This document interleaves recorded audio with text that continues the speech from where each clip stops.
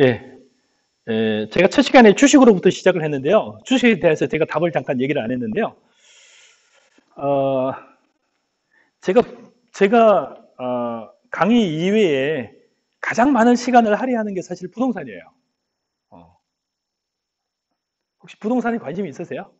예, 부동산에 관해서 수업 시간이지만 제가 잠깐 얘기를 하겠습니다. 그럼 여러분들은 먼저 질문을 하겠습니다. 사실은, 어, 대부분의 여러분이 이제 오프라인 현장 수업 때 제가 하는 수업의 방식들은 대부분 질문으로 시작해요. 하고 대부분 질문으로 끝났는데 어쨌든 온라인 강의를 하다 보니까 제가 질문을 못 해가지고 굉장히 참 답답합니다. 제가 그냥 질문 하나 던져볼게요.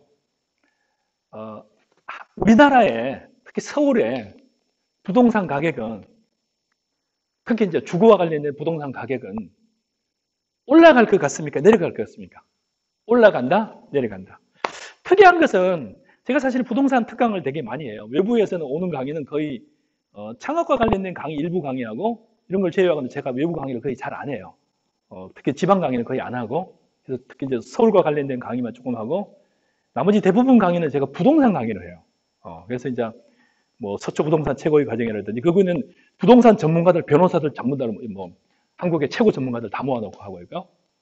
서초구도 마찬가지고 강남구도 마찬가지고 또 한국의 나름대로 부동산 개발하는 사람들 다 모아놓고 하는 그런 강의들 할 때 제가 부동산 강의를 테마가 한국 경제와 부동산이에요. 제가 하는 강의가. 그래서 보통 이제 2시간, 3시간 하는데 어, 제가 질문들을 많이 그 수업에서도 사실 질문으로부터 시작을 해요. 근데 특이한 거는 저는 학생들한테도 가끔 이제 한 2년에 한 번 정도 부동산 강의를 해요. 뭐 부동산 투자론, 뭐 부동산 상권분석론, 뭐 부동산 개발론 등등 제가 강의를 직접 하기도 하는데요. 어, 제가 이제 부동산을 뭐 관심을 갖게 된 거는 나중에 얘기를 하겠습니다만 어떻게 될 것 같아요, 여러분들 생각에는? 자, 한국의 미래 부동산 가격은 올라갈 것 같습니까? 떨어질 것 같습니까? 네. 특이한 거는 제가 질문을 매 학기 해요.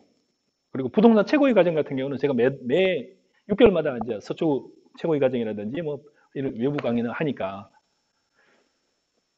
지난 한 20년간요. 특이한 거는 이 정확하게 한 15년간 이 해중에서 대답하는 거랑 정확하게 반대로 가요. 매. 그러니까 여기서 한 7, 80%가 부동산은 올라갑니다 하면은 그 다음에 떨어져요. 7, 80%가 떨어집니다 하면 올라가더라고요. 그래서 실제로는 자, 이제 경제학도 잠깐 얘기를 했고 경영학도 잠깐 얘기를 했는데 자, 경제학자들이 돈을 많이 벌었을까요?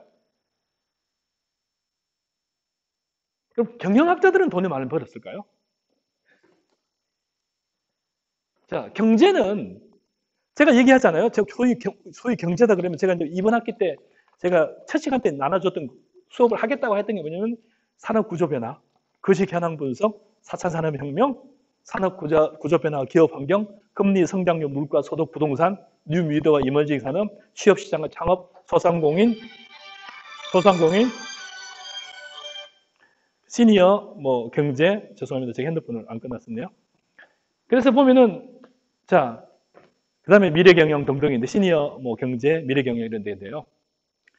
제가 이제 주변에 사람들하고 많이 이제 교류하고 이랬는데 대부분 자 부자의 기준은 이 시간에도 잠깐 했지만 자 자본가와 기업가 얘기했던 적이 있는데 그러면은 돈에 관해서 가장 많이 아는 사람들이 경제학자일 거 아니에요, 그죠? 기업에 관해서 가장 많이 아는 사람이 경영학자들이잖아요, 그죠?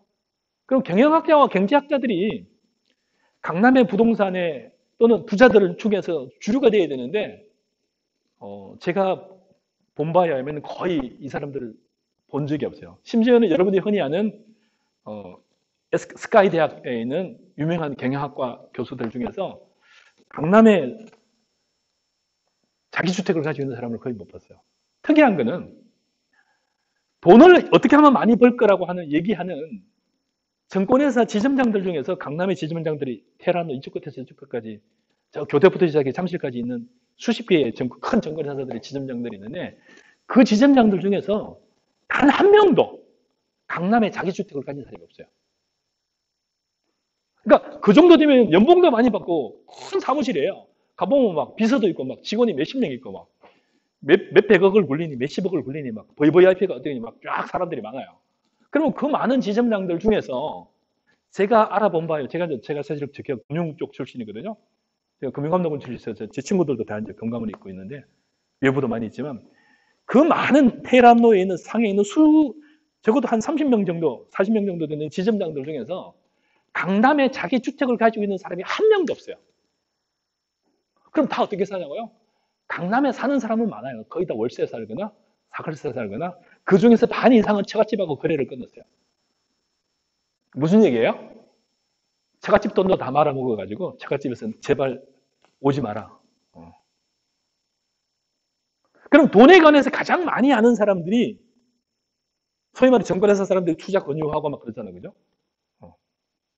그럼 돈에 관해서 가장 많이 아는 그 경제학자들이, 경영학자들이 한국의 경제 흐름을 가장 잘 알아야 되는데 실제로는 굉장히 엉뚱하게 많이 알고요. 실제로는 굉장히 많이들 잘못 이끌어요.